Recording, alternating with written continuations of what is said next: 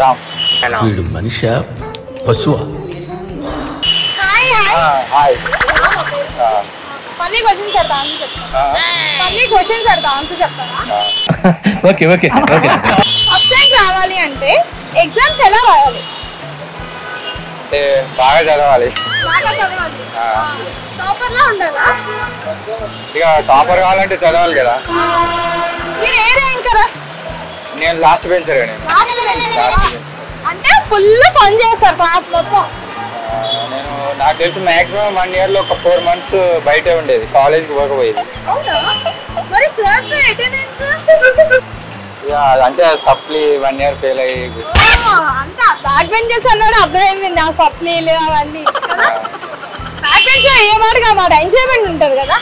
అంటే తను నవ్వుతాడు, క్లాస్ మొత్తాన్ని నవ్విస్తాడు. బ్యాక్ బెంచర్లో ఏంటంటే క్లాస్ ఉండేది, అసలు ఎగ్జామ్ కాదు.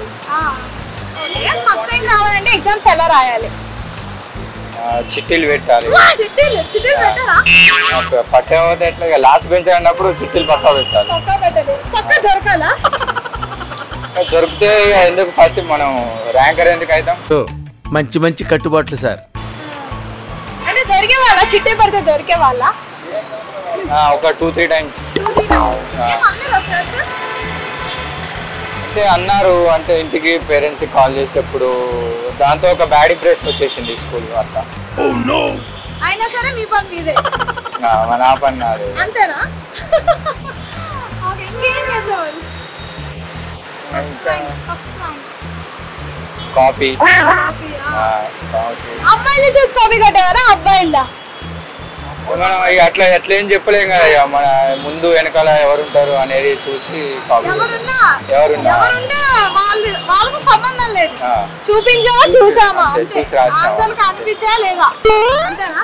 సరే ఫస్ట్ ర్యాంక్ రావాలి అంటే ఎగ్జామ్స్ ఎలా రాయాలంటే పెన్నుతో రాయాలి. అయ్యో